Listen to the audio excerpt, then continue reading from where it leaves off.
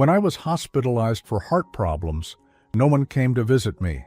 My son called saying he was too busy, and my daughter said life was much better without me. The shock came the next day when the TV announced the winner of the $37 million prize. The greedy ones called me 46 times. Subscribe to the channel for more stories like this and comment the city you're watching from. The steady beeping of the heart monitor was the only companion I had in that sterile hospital room. At 63 years old, I never imagined I'd be lying here alone, staring at white ceiling tiles while recovering from what the doctors called a significant cardiac event.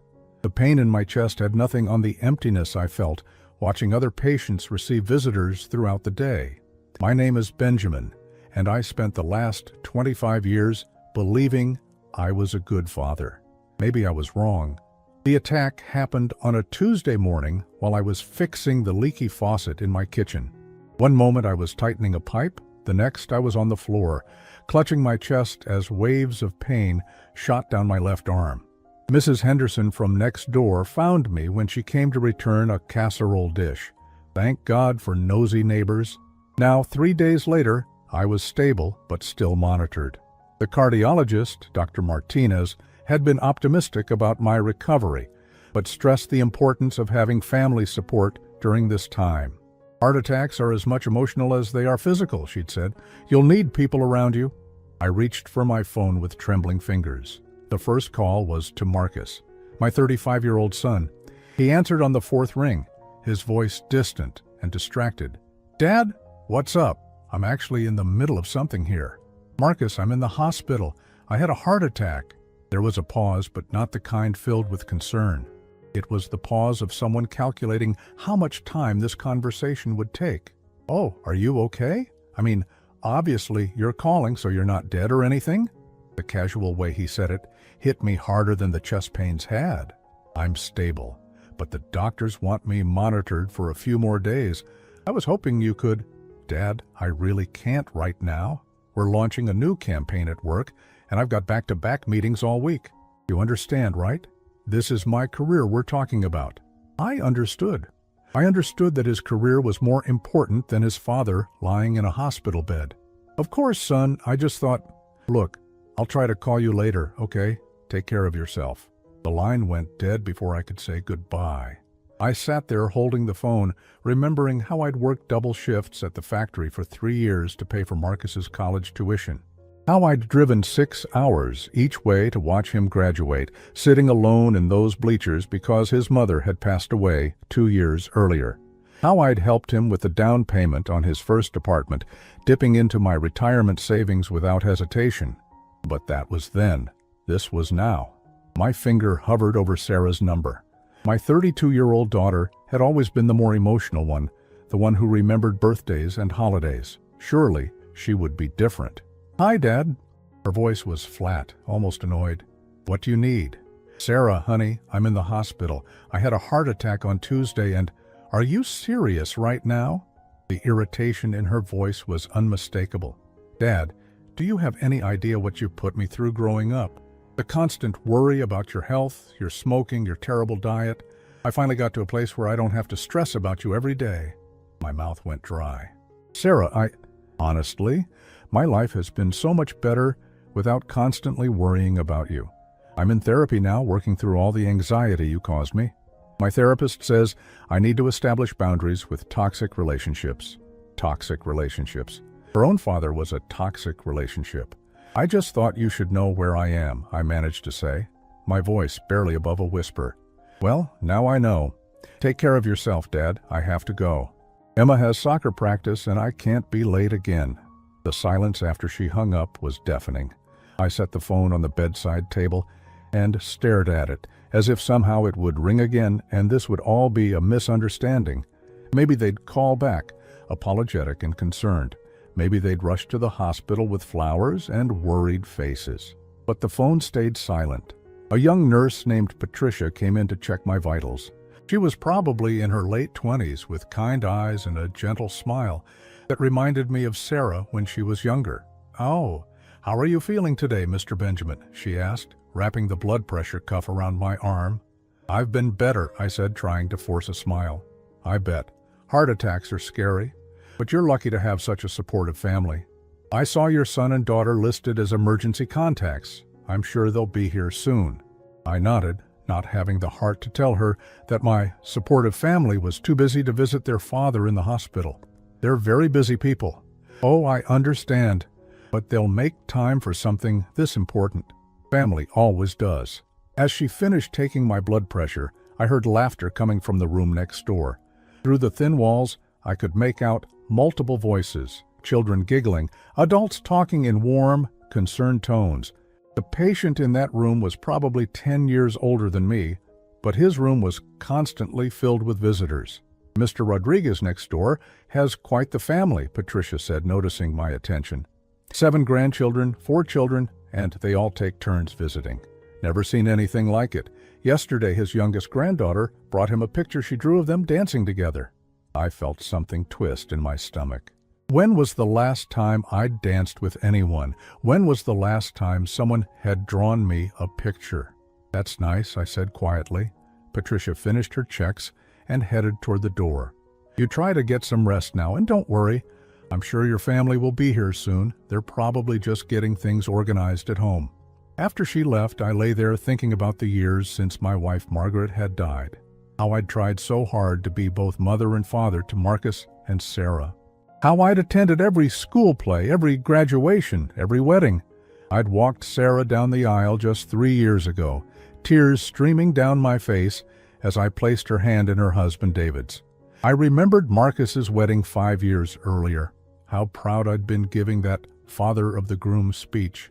I'd talked about watching him grow from a boy who was afraid of the dark into a man who could light up any room he entered. Where was that man now? Where was the daughter who used to call me every Sunday just to check in? The afternoon dragged on. I watched the clock, thinking maybe they'd surprise me with an evening visit. Maybe they were just processing the news, making arrangements to come see me. But visiting hours ended at 8 p.m., and I was still alone. That night, as I lay in the dark listening to the sounds of the hospital around me, I realized something that chilled me more than any diagnosis could. My children didn't just fail to visit me, they didn't want to visit me. Sarah had made it clear that her life was better without me in it. Marcus had prioritized work meetings over his father's health crisis. I closed my eyes and tried to remember when things had changed. When had I become a burden instead of a beloved father? When had my love become something they wanted to escape from rather than something they cherished? The heart monitor continued its steady beeping, marking time in a life that suddenly felt very small and very lonely. Tomorrow, I told myself, tomorrow would be different. Tomorrow they would realize what really mattered. But deep down, I already knew better. The next morning brought the same routine: blood pressure checks, medication, bland breakfast that tasted like cardboard. I'd spent a restless night hoping my phone would ring, that maybe Sarah or Marcus had thought better of their cold responses. But the phone sat silent on my bedside table, as abandoned as I felt. Dr. Martinez stopped by during her morning rounds, her expression more optimistic than I felt. "Your numbers are looking much better, Benjamin. Another day or two of monitoring, and we should be able to send you home." Home? To what?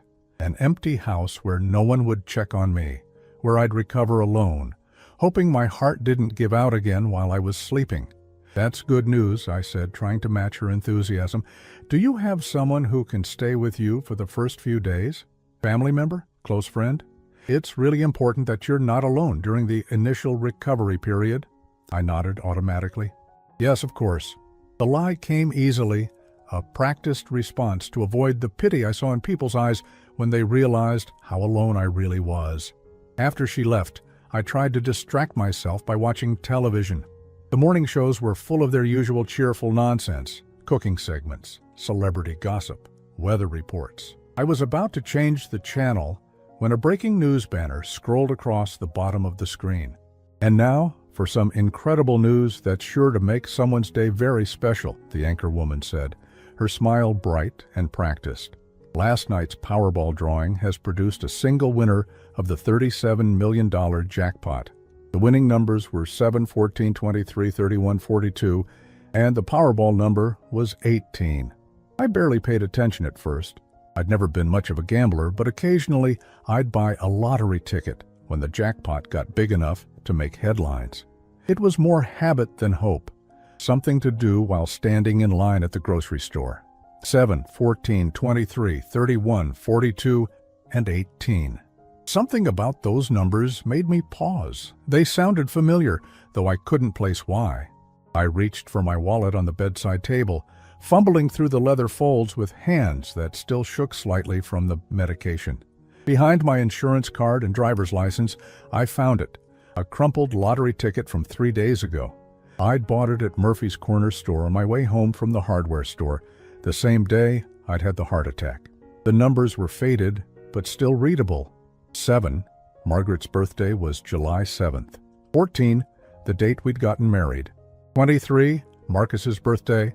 31, Sarah's birthday. 42, my age when Margaret died. And 18, the number of years I'd raised the children alone after losing her. My hands began to tremble as I compared the numbers on my ticket to what the newscaster had announced. 7, 14, 23, 31, 42, and 18. They matched, every single one. I stared at the ticket, certain I was seeing things wrong. The medications, the stress, the emotional trauma of the last few days. Surely I was confused. I checked again, slowly this time, matching each number carefully. 7, check. 14, check. 23, check. 31, check. 42, check. And the Powerball, 18, check.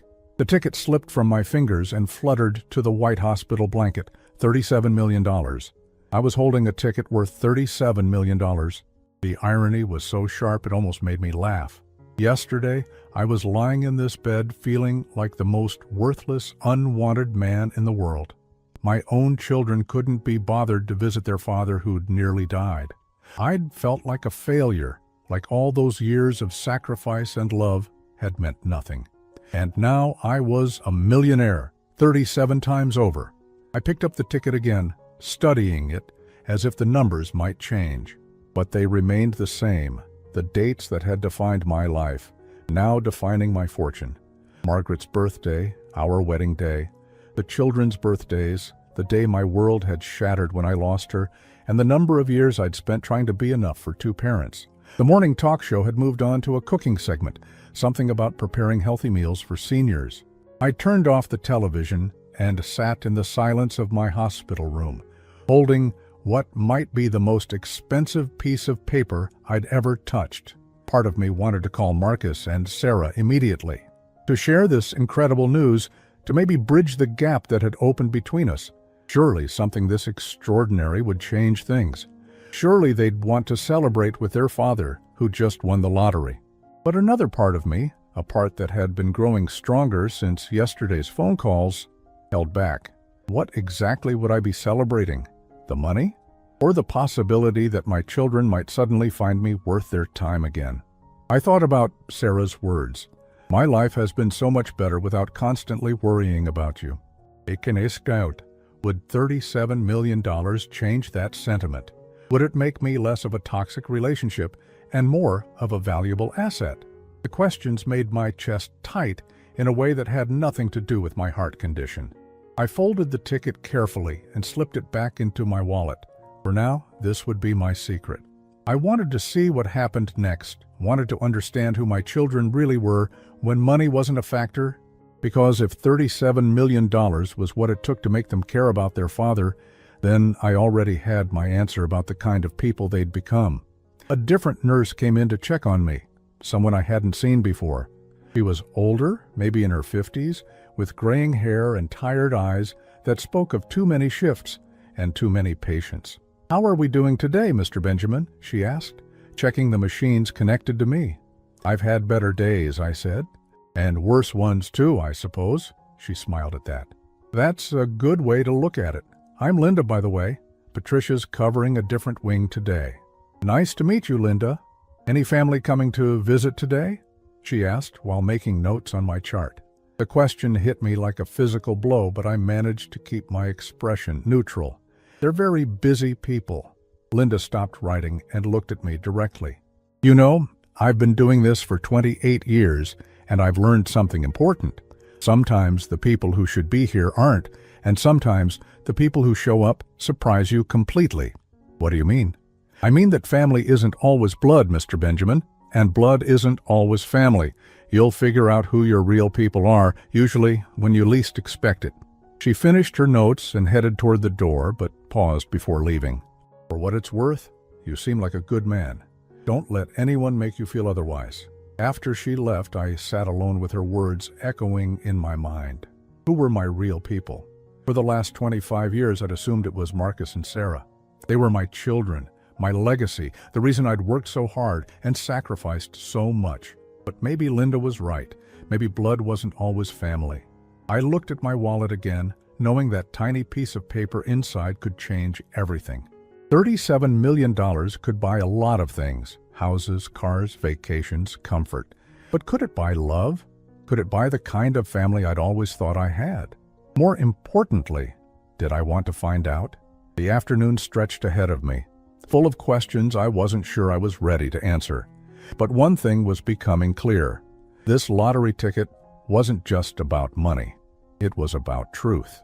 And truth, I was beginning to realize, could be more valuable than any jackpot. Outside my window, life continued as normal. People walked by on the sidewalk below, living their lives, dealing with their problems, loving their families. None of them knew that 6 floors up, a man named Benjamin was holding a winning lottery ticket and wondering if it would save his family or finally show him who they really were. The heart monitor continued its steady rhythm, but for the first time since my attack, I felt something other than pain in my chest. I felt curiosity. And maybe, just maybe, a tiny spark of hope. I woke up the next morning to the sound of my phone buzzing against the plastic bedside table. The digital clock read 7:15 a.m., earlier than anyone in my family had called me in years. Still groggy from the pain medication, I fumbled for the device. Marcus. My heart actually skipped a beat, not from the cardiac condition, but from surprise. Dad? Dad, are you there? His voice was different somehow, urgent in a way I hadn't heard since he was a child afraid of thunderstorms. I'm here, son. What's wrong? Wrong? Nothing's wrong. Everything's right. Dad, I've been thinking about our conversation yesterday, and I feel terrible. Absolutely terrible.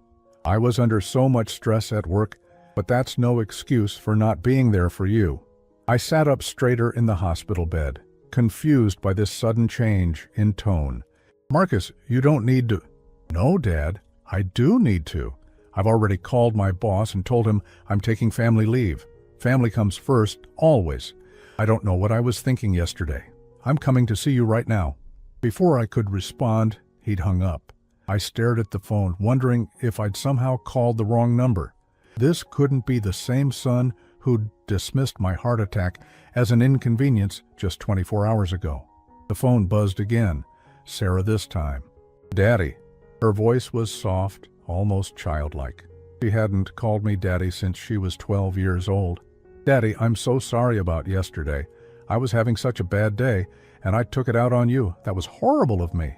Sarah, what's going on? Yesterday you said... I know what I said, and I hate myself for it. I was talking to David last night, and he made me realize how awful I sounded.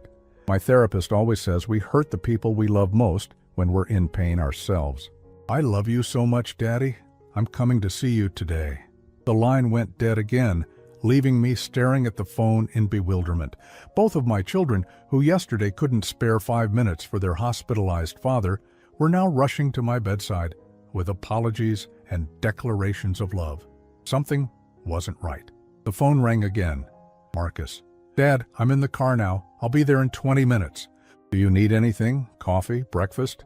I could stop and get those pastries you like from Rosenberg's Bakery. Rosenberg's had closed down 3 years ago, but I didn't correct him. Marcus, you really don't need to. Don't be silly. I want to be there. We need to talk about getting you the best care possible. Money's no object when it comes to your health. Money's no object. That was interesting, considering yesterday he'd been too busy with his career to even have a proper conversation. The phone rang again before I could process what Marcus had said. Sarah. Daddy, I'm leaving work early today.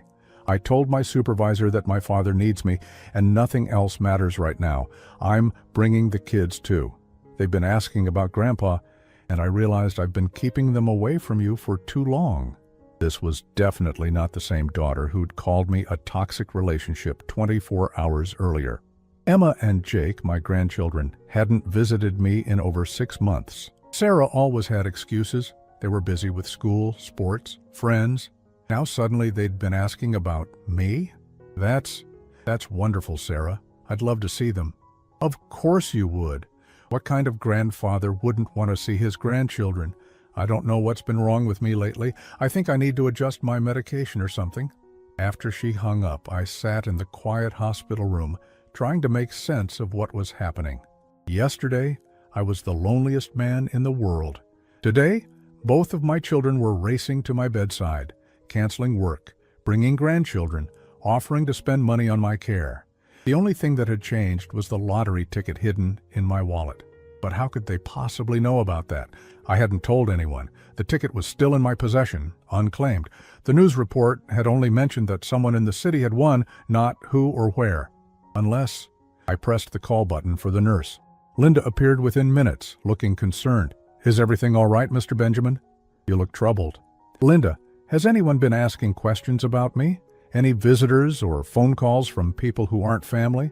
Her expression shifted slightly, and I caught a flicker of something that might have been guilt. Well, actually, there was something yesterday evening. One of the nurses from the day shift, I think it was Patricia, she was talking to her sister on the phone during break. Her sister works at Murphy's Corner store, the place where they sold the winning lottery ticket. My blood ran cold. What did she say? Oh, probably nothing important. You know how people talk. Patricia mentioned that you were here and her sister remembered you buying a ticket the day you had your heart attack. They were just speculating about whether you might be the winner, since the timing matched up and all. I closed my eyes, feeling a mix of anger and devastating clarity wash over me. And Patricia's sister might have mentioned this to other people? Linda shifted uncomfortably. You know how small communities are, Mr. Benjamin. Word travels fast, especially when it's exciting news like someone local winning the lottery. But I'm sure it's just harmless gossip. Harmless gossip, right. Thank you for being honest with me, Linda. After she left, I understood everything. The nurse had connected the dots between my heart attack and the lottery ticket purchase, told her sister, who probably told everyone who'd listen. In a community this size, it wouldn't take long for that information to reach Marcus and Sarah. They didn't know for certain that I'd won, but the possibility was enough to transform them from indifferent children into devoted caregivers overnight. My phone buzzed with a text from Marcus. Dad, I'm in the parking lot. I brought flowers and some of those magazines you like about woodworking. Can't wait to see you. I hadn't touched a piece of wood in 5 years, and Marcus knew that. But apparently, the potential lottery winner version of me was someone worth remembering details about. Another text from Sarah. Almost there, Daddy. Emma made you a get well card, and Jake picked out a teddy bear for you. They're so excited to see their grandpa. The same grandchildren who had been too busy to visit were now excited to see me. Amazing how $37 million could cure a child's busy schedule. I heard voices in the hallway outside my room. Familiar voices, but with an energy and enthusiasm I hadn't heard directed toward me in years. Marcus was talking to someone at the nurse's station, his voice loud and jovial. Yes, I'm Benjamin's son. I came as soon as I could. He's such an important man in our family, We all depend on him so much. Important man. Yesterday I was an inconvenience. Today I was important. Sarah's voice joined the conversation. We're just so grateful he's okay. I don't know what we'd do without him. He's the heart of our family. The heart of the family. The same woman who'd told me her life was better without me was now calling me the heart of the family. A tap on my door interrupted my thoughts. Marcus peered around the corner, his face bright with a smile I hadn't seen in years. Dad, thank God you're all right. He rushed into the room carrying an enormous bouquet of flowers and what looked like a gift bag. I've been so worried about you. Right behind him came Sarah, practically glowing with concern and affection. Daddy. She leaned down to hug me, something she hadn't done since her wedding day. "You look so much better than I expected." Behind her, my two grandchildren peeked shyly around the doorframe. Emma, now 8 years old, held a handmade card decorated with hearts and flowers. Jake, 6, clutched a small brown teddy bear. "Hi, Grandpa," Emma said softly. "Mommy said you were sick." "I'm much better now that you're here, sweetheart," I said, and I meant it. Whatever their parents' motivations, seeing my grandchildren was genuinely healing. Marcus set the flowers on the windowsill and pulled a chair closer to my bed. "Dad, we need to talk about your care when you get out of here. Sarah and I have been discussing it, and we think you should come stay with one of us until you're fully recovered." "Oh yes," Sarah chimed in, settling into the chair on the other side of my bed. "You can't be alone right now, it's not safe." The concern in their voices was so perfectly performed, I almost believed it myself. Almost. "That's very thoughtful of you both," I said carefully, "but I'm sure I'll be fine at home." "Nonsense," Marcus said, his voice firm. "Family takes care of family. I've already started looking into private nurses, physical therapists, whatever you need." "Money's no object when it comes to your health," Sarah added, echoing almost exactly what Marcus had said on the phone earlier. I looked at my children, really looked at them. Their expressions were earnest, their voices warm, their attention focused entirely on me. If I didn't know better, if I hadn't experienced their cruelty just 24 hours earlier, I might have believed this transformation was real. But I did know better, and I was beginning to understand something important about the lottery ticket hidden in my wallet. It wasn't just worth $37 million. It was worth the truth about who my children really were when they thought there was something in it for them. "You're both being so wonderful," I said, smiling at them. "I'm just curious, what changed your minds about visiting me?" They exchanged a quick glance, so brief I almost missed it.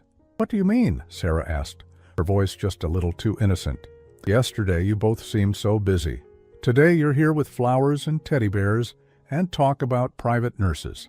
Marcus laughed, but it sounded forced. "Dad, yesterday we were in shock. Sometimes it takes time to process something scary like this. We just needed a night to realize what really matters." "Exactly," Sarah nodded enthusiastically. "Family is everything. I was just scared yesterday, you know? Sometimes fear makes us say things we don't mean." I nodded slowly, filing away their explanations. "Well, I'm just grateful you're here now." And I was grateful. Grateful to finally see them clearly. The lottery ticket had given me something more valuable than money. It had given me the truth about my children's love and what it was really worth. The transformation in my hospital room was remarkable. What had been a sterile, lonely space just hours earlier now buzzed with activity and attention. Marcus had repositioned the furniture to create what he called a family gathering area.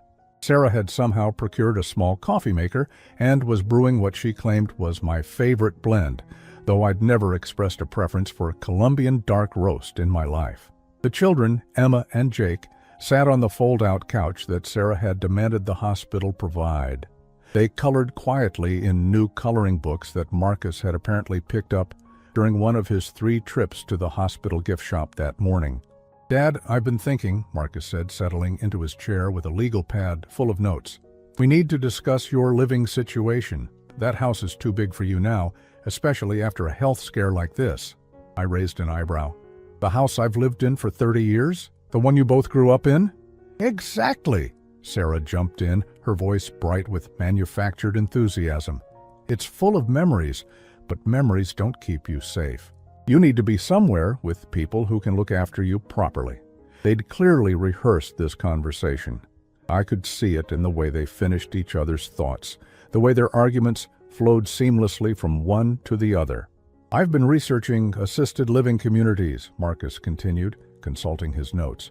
"Some really nice places, Dad. Golf courses, social activities, 24-hour medical staff." "Assisted living?" I laughed, but there was no humor in it. "Son, I'm 63 years old and I had a heart attack, not a stroke. My mind is perfectly fine." "Of course it is," Sarah said quickly. "We're not questioning your mental capacity, Daddy. We just want to make sure you're safe and comfortable." "And close to family," Marcus added. "There's a beautiful place called Sunset Manor, about 10 minutes from my house. You could see the grandkids all the time." Sunset Manor. I knew the place. It was expensive, very expensive. The kind of place that required a substantial entrance fee and monthly costs that would eat through savings quickly. Unless, of course, someone had recently come into $37 million. That's very thoughtful, I said carefully. But I'm not ready to give up my independence just yet. They exchanged another one of those quick glances. Sarah reached over and patted my hand with exaggerated tenderness. We understand, Daddy. Change is scary. But we're not talking about giving up your independence. We're talking about upgrading your lifestyle. Exactly, Marcus nodded enthusiastically. Think of it as early retirement living. You've worked so hard all your life, you deserve to be pampered a little. Early retirement living. With what money? My factory pension and Social Security wouldn't cover a week at the kind of place they were describing, but apparently they thought I had other resources now. Can I ask you something? I said, looking between my two children. Yesterday, when I called to tell you about my heart attack, neither of you seemed particularly concerned about my well-being. What's changed? The room went quiet, except for the soft scratching of crayons on paper from the children's corner. Marcus cleared his throat. Dad, I told you yesterday was just shock. Sometimes when we're scared, we react by pushing people away instead of pulling them closer. Is that what happened? I asked. You were scared? Terrified, Sarah said, her eyes glistening with what appeared to be genuine tears. When I hung up the phone yesterday, I immediately regretted everything I said. I called David crying, told him I was the worst daughter in the world. And I couldn't concentrate on anything at work, Marcus added. I kept thinking about how I'd feel if something happened to you, and the last conversation we had was me telling you I was too busy to care. Their explanations were smooth, well-rehearsed, and completely plausible. If I didn't know about the lottery ticket, if I hadn't overheard Linda's revelation about the gossip, I might have believed them. Well, I'm touched by your concern, I said. Both of you taking time off work to be here means a lot to me. Actually, Marcus said, his voice taking on a conspiratorial tone, I've been thinking about taking a longer leave of absence, maybe even early retirement myself. Really?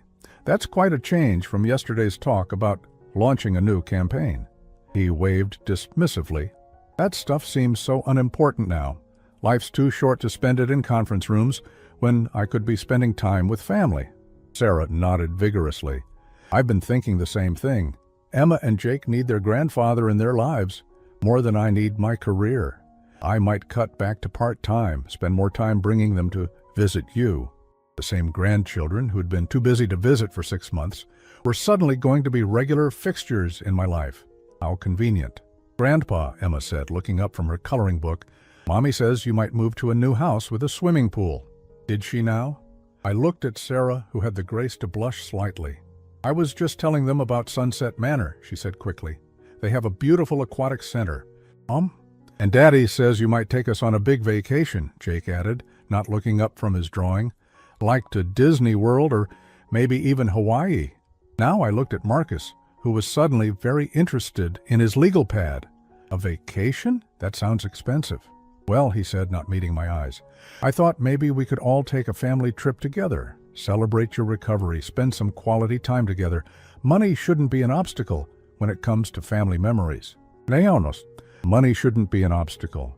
This from the man who yesterday was too busy with his career to visit his father in the hospital. A nurse I didn't recognize poked her head into the room. I'm sorry to interrupt, but Mr. Benjamin has visitors at the desk asking about visiting hours. More visitors? Sarah asked, sounding pleased. Dad, you're certainly popular today. Who is it? I asked the nurse. A Mrs. Rodriguez and her daughter. They said they're neighbors. Mrs. Rodriguez, the woman who'd found me on my kitchen floor 3 days ago. I hadn't expected her to visit, but it was a genuinely kind gesture from someone who barely knew me. Please send them in, I said. Marcus and Sarah immediately began rearranging themselves, making space for the new visitors while maintaining their positions as devoted children. The performance was about to have a larger audience. Mrs. Rodriguez appeared in the doorway moments later, a woman in her 70s with silver hair and warm brown eyes. Her daughter, Maria, was about 40, dressed in scrubs, probably a nurse herself. Benjamin, Mrs. Rodriguez said, her face lighting up. Oh, thank goodness you're looking better. I've been so worried about you. Mrs. Rodriguez, this is such a surprise. Thank you for coming. Please call me Elena after finding you on your kitchen floor. I think we're past formalities. She approached my bed with a small container. I brought you some of my homemade soup. The hospital food is terrible, I'm sure. That's incredibly kind of you. Sarah immediately stood up, extending her hand to Elena. I'm Sarah, Benjamin's daughter. We can't thank you enough for finding him when you did. And I'm Marcus, his son, Marcus added, also standing. We're so grateful for your quick thinking. Elena shook their hands politely, but I noticed her expression had changed slightly. There was something in her eyes, a flicker of confusion, maybe even surprise. It's wonderful to meet you both, Elena said carefully. Benjamin talks about his children sometimes when we chat over the fence. He does? Sarah asked, her voice bright with interest. Oh, yes. He's mentioned how successful you both are, how busy with your careers. I got the impression you lived quite far away. Marcus laughed. Not that far, just across town, really. Elena's eyebrows rose slightly. Across town? Oh, I must have misunderstood. Benjamin always seemed to think it was much further than that. I could see Marcus and Sarah processing this, trying to figure out what narrative I'd been sharing with my neighbors about our relationship. Well, distance is relative, Sarah said with a forced smile. Sometimes even across town can feel far when you're caught up in the day-to-day routine. Of course, Elena said, but her tone had cooled noticeably. I imagine you've both been here constantly since the heart attack. Benjamin must be so comforted by your presence. Another pause, another exchange of glances between my children. We got here as soon as we could, Marcus said. This morning, Sarah added. We've been here all morning. Elena looked confused. This morning? But Benjamin had his heart attack 3 days ago. The silence that followed was deafening. Emma and Jake continued coloring, oblivious to the tension, but every adult in the room understood what had just happened. Elena had inadvertently exposed the fact that my devoted children had only appeared today, not 3 days ago when their father nearly died. We were, Marcus began, then stopped. There were complications with travel, Sarah said quickly, and we didn't want to overwhelm him while he was in intensive care. Elena nodded slowly, but I could see she wasn't buying it. She'd been a mother herself. She knew what real parental concern looked like, and she was smart enough to recognize a performance when she saw one. Well, Elena said, her voice polite but distant, I should let you get back to your family time. Benjamin, you rest and get better. Maria and I will check on your house while you're away. Thank you, I said, for everything. After Elena and Maria left, the room felt different. The magic of my children's sudden devotion had been tarnished by the uncomfortable questions of someone who actually knew me, who understood the reality of my lonely existence. Nice neighbors, Marcus said, trying to recapture the earlier warmth. Very nice, I agreed. Elena's the one who probably saved my life.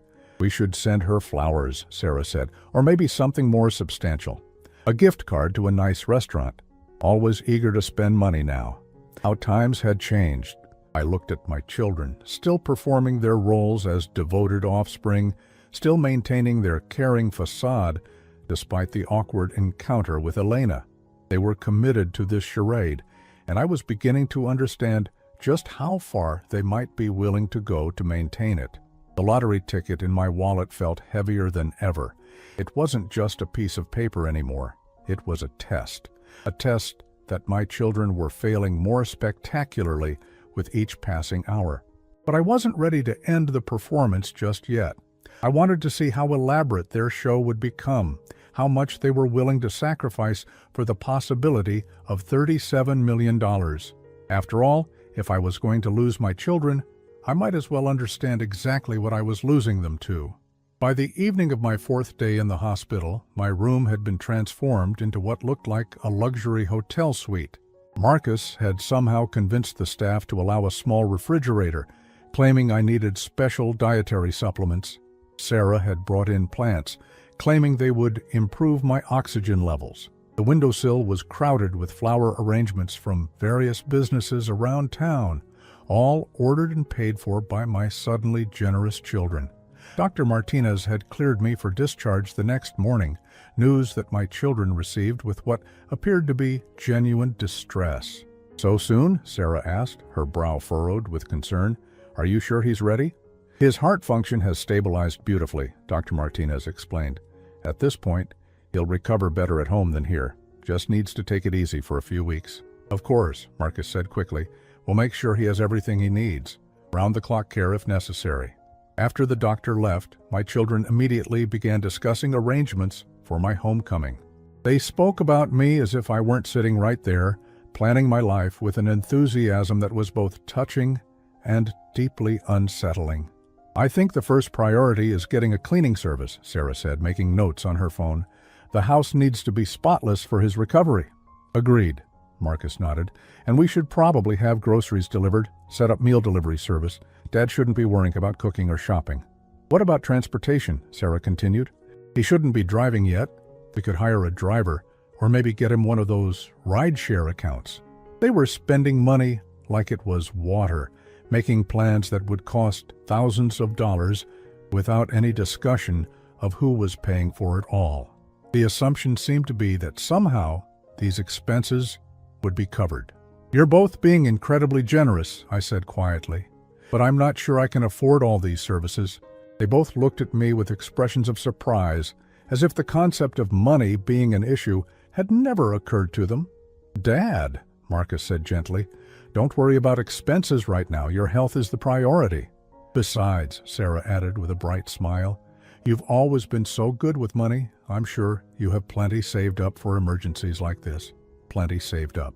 Right. As the evening wore on, I found myself growing tired. The excitement of the day, the constant attention, the performance of gratitude I'd been maintaining, it was all exhausting. I told my children I needed to rest, expecting them to gather their things and head home. Instead, Marcus pulled out a small overnight bag. "I'm staying the night, Dad. I don't want you to be alone." "That's really not necessary," I said. "The nurses check on me regularly." "Nonsense," Sarah said, settling into the reclining chair. "I'm staying too. We can take shifts." "Both of you? That seems excessive." "Nothing's excessive when it comes to family," Marcus said firmly. "Besides, we need to discuss some important things." After the children fell asleep in the visitors' area and the hospital grew quiet, I found myself staring at the ceiling, thinking about everything that had changed in just a few days. The lottery ticket felt like it was burning a hole in my wallet, this secret that had transformed my relationship so completely. Around midnight, I heard hushed voices from the hallway. At first, I thought it might be nurses doing their rounds, but then I recognized the voices, Marcus and Sarah. They thought I was asleep. "We need to be careful," Sarah was saying, her voice barely above a whisper. "We can't seem too eager." "I know," Marcus replied, "but we also can't let him make any major decisions without us being involved." "Do you think he's already claimed it?" "I don't know." "If he had, wouldn't he have said something by now?" "Not necessarily. You know how he is about money. Remember when Mom died and he wouldn't even tell us how much life insurance there was?" There was a pause. Then Marcus spoke again. "The important thing is making sure we're positioned as his primary support system. If he hasn't claimed it yet, he's going to need help managing that kind of money." $37 million, Sarah breathed. "Can you imagine? We have to be smart about this. If we push too hard, he might get suspicious. Do you think he knows that we know?" "How could he? We've been perfect today. Concerned, loving, attentive." "I just feel bad about yesterday," Sarah said, though her tone suggested the guilt was more practical than emotional. "If he remembers how I talked to him, he seems to have forgotten about that. People forgive a lot when you show up with flowers and grandchildren." My heart sank as I listened to their conversation. Any remaining hope I'd harbored that their sudden devotion might be genuine evaporated completely. They weren't here because they loved me or felt guilty about their neglect. They were here because they believed I was worth $37 million. "What if he gives it all away?" Sarah asked suddenly. "You know how he is about charity." "He won't," Marcus said confidently. "Not if we handle this right. We just need to make sure he understands that family comes first. And if he does something stupid, like leaving it all to that neighbor lady who found him, that's why we're here, Sarah, to make sure that doesn't happen." They were quiet for a moment. Then I heard footsteps moving back toward my room. I quickly closed my eyes and tried to regulate my breathing, pretending to be asleep. The next morning, my children resumed their performance with renewed energy. They'd apparently spent the rest of the night planning because they arrived with a detailed schedule for my recovery period. "We've worked everything out," Marcus announced cheerfully, pulling out a printed calendar. "Sarah will stay with you Monday, Wednesday, and Friday. I'll take Tuesday, Thursday, and weekends." "You're going to take turns babysitting me?" I asked. "Not babysitting," Sarah corrected quickly. "Supporting, making sure you have everything you need." "What about your jobs? Your families?" "We've both arranged extended family leave," Marcus said. "This is more important than work." Extended family leave. For jobs they'd been too busy to leave yesterday. Dr. Martinez arrived with my discharge papers, and suddenly the room was a flurry of activity. Marcus had arranged for a private car service to take me home. Sarah had packed all the flowers and gifts into neat containers. Even Emma and Jake, who'd arrived early with their mother, were carrying small bags of my belongings. "It's like moving a celebrity," one of the nurses joked. As we prepared to leave, I caught sight of Elena Rodriguez in the hallway. She was visiting her husband, the patient in the room next to mine. Our eyes met, and she approached. "Benjamin, I'm so glad to see you being discharged. You look much better." "Thank you, Elena, and thank you again for everything you did." She glanced at Marcus and Sarah, who were busy organizing my transport, then leaned closer to me. "I hope you know who your real friends are," she said quietly. "Sometimes when people think you have something they want, they act very differently than usual." The words hit me like a physical blow. Elena might not know about the lottery ticket specifically, but she was clearly intuitive enough to sense that something had changed in my family dynamics. "I'm learning," I said softly. She patted my arm gently. "Good. Take care of yourself, Benjamin. And remember, kindness that comes with conditions isn't really kindness at all." As we left the hospital, I sat in the back seat of the luxury car Marcus had hired, watching my children chat excitedly about their plans for my care. They'd thought of everything: meal services, cleaning help, medical equipment, transportation. They'd created an elaborate support system designed to keep me comfortable, and more importantly, keep them close to me. But as Elena's words echoed in my mind, I realized that all of their kindness came with the biggest condition of all: the belief that I was worth $37 million. The question was, what would happen when they discovered the truth about what I planned to do with that money? I fingered the lottery ticket in my wallet one more time, knowing that soon I would have to make a choice. Claim the money and live with the knowledge that my children's love was for sale, or find another way to reclaim my dignity and discover what family really meant. The car pulled into my driveway, and I saw that Marcus and Sarah had been busy even beyond the hospital arrangements. My lawn had been freshly mowed, my windows cleaned, and there were signs of recent repairs to my front steps. "Surprise," Sarah said brightly. "We wanted everything to be perfect for your homecoming." Perfect. Everything was perfect, except for the one thing that mattered most: the authenticity of the love surrounding me. But I wasn't ready to confront that reality just yet. First, I wanted to see just how far this performance would go. I wanted to understand exactly what $37 million could buy, and what it would cost me in return. The test was far from over. 3 weeks had passed since my discharge from the hospital, and my house had become unrecognizable. Marcus and Sarah had transformed it into what they called a healing environment, complete with medical equipment I didn't need, furniture I hadn't asked for, and services that cost more per week than my monthly pension. They'd been true to their word about taking shifts. One of them was always present, hovering with medications, prepared meals, and constant questions about my comfort. They'd hired a housekeeper named Rosa, who came twice a week, a meal delivery service that brought gourmet food I could barely finish, and a private nurse named Helen, who checked my vitals daily despite my protests that I felt fine. The attention was suffocating. More telling were the subtle ways they'd begun inserting themselves into my financial life. Marcus had offered to help organize my banking, suggesting we add him as a co-signer on my accounts for emergencies. Sarah had brought forms for me to update my will, claiming it was important to have everything current after a health scare.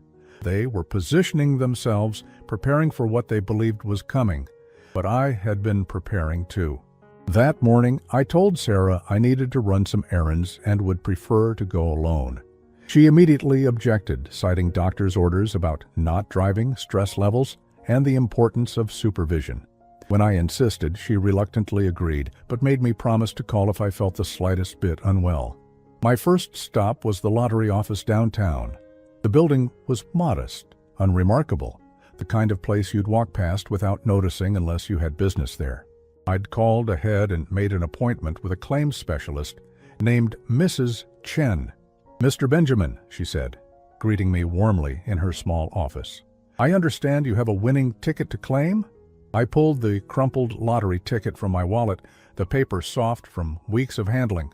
She examined it carefully, checking the numbers against her computer system. "Well," she said, looking up with a smile, "congratulations. You're now $37 million richer. How would you like to proceed?" "I need to discuss the options for distributing the money," I said. "Of course.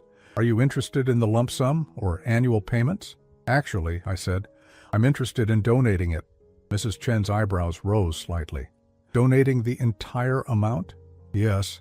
I've given this a lot of thought over the past few weeks. I want to establish a fund for cardiac research at the hospital where I was treated, in memory of my late wife, Margaret."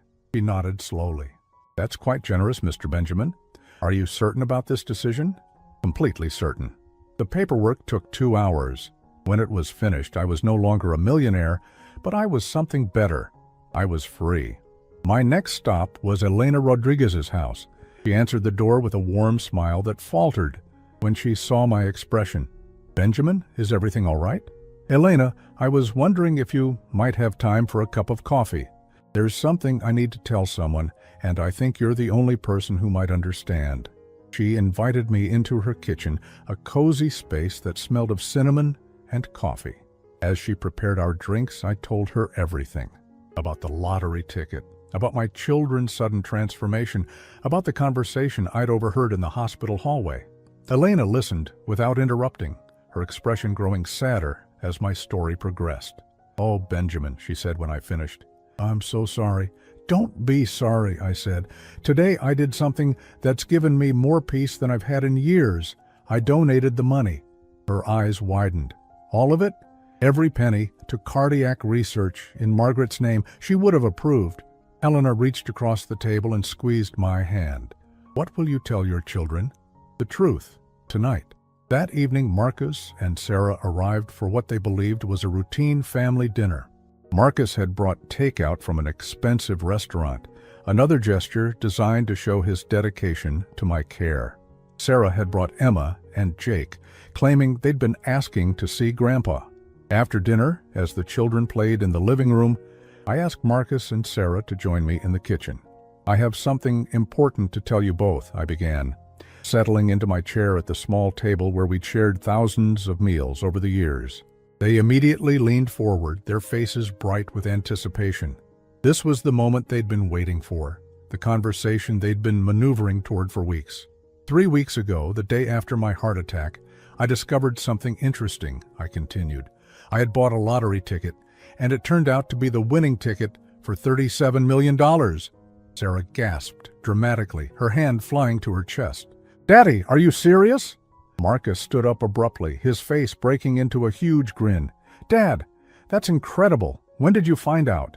"The day you both called to apologize for not visiting me in the hospital," I said quietly. They both froze, the implications of that timing hitting them simultaneously. "You've known this whole time?" Sarah asked, her voice smaller now. "I've known this whole time," I confirmed, "and I've been watching you both very carefully." Marcus sat back down slowly. "Dad, what are you saying?"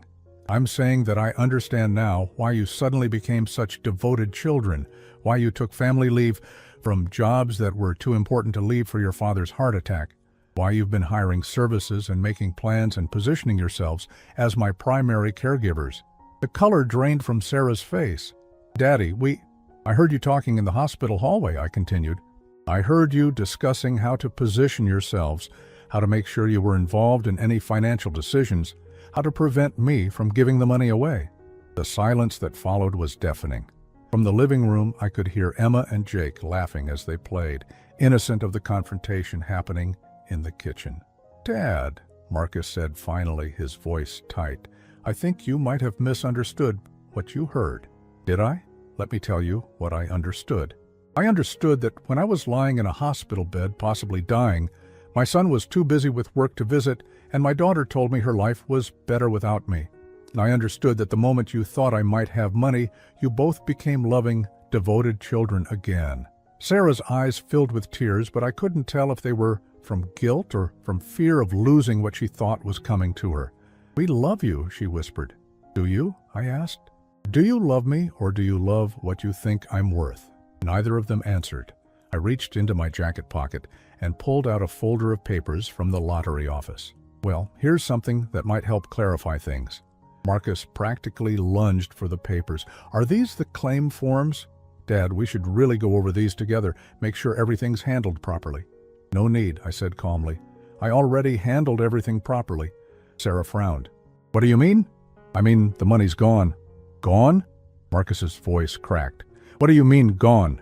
"I donated it, all $37 million, to the Cardiac Research Fund at the hospital in your mother's name."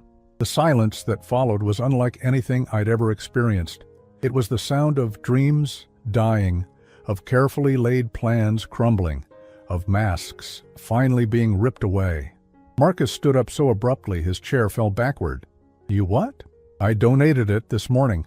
The paperwork's all filed. The money's been transferred. It's done." "Are you insane?" Sarah screamed, jumping to her feet. "Do you have any idea what you've just done?" "Yes," I said calmly. "I've just found out who my children really are." Marcus was pacing now, his hands running through his hair. "Dad, please tell me this is some kind of joke. Please tell me you didn't actually give away $37 million. "I'm not joking, son." "But why?" Sarah demanded, tears streaming down her face. "Why would you do something so stupid?" "Because I wanted to see if you loved me or if you loved my money. Now I know." The transformation was immediate and complete. The loving, devoted children of the past 3 weeks vanished, replaced by the cold, calculating people who had dismissed me in my hospital bed. "This is unbelievable," Marcus said, his voice filled with rage. "We've been killing ourselves, taking care of you, spending our own money on services for you, rearranging our entire lives, and you just threw away our future?" "Your future?" I asked quietly. "It was never your money, Marcus. We're your children," Sarah shouted. "That money should have been our inheritance." "Should it? Based on what? Based on 3 weeks of fake concern after years of neglect?" Marcus stopped pacing and turned to face me, his expression cold. "You know what, Dad? Sarah was right the first time. Our lives are better without you in them." "At least now I know where I stand," I said. Sarah wiped her tears angrily. "Come on, Marcus, let's get the kids and go. There's no point in staying here anymore." They gathered Emma and Jake quickly, making excuses about having to leave early.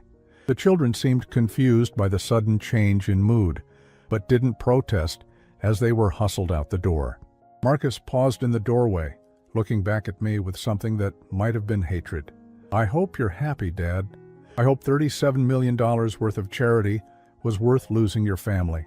"It was," I said honestly, "because I didn't lose my family today. I discovered I never had one." After they left, I sat in my kitchen in the silence they'd left behind. For the first time in weeks, I was alone in my own house. No hovering children, no paid caregivers, no performance of concern and devotion. It was the most peaceful I'd felt since my heart attack. The next morning, Elena knocked on my door with a fresh pot of coffee and homemade muffins. "How did it go?" she asked gently. "About as expected," I said, inviting her in. "They're gone." "I'm sorry, Benjamin." "I'm not," I said, and I meant it. For the first time in years, I know exactly where I stand with everyone in my life. And where's that? I looked around my house, free now of all the expensive additions my children had imposed on my life, surrounded by people who care about me for who I am, not what I might give them. Elena smiled. "You know, my husband and I have been looking for a 4th person for our weekly bridge game. I'd like that very much."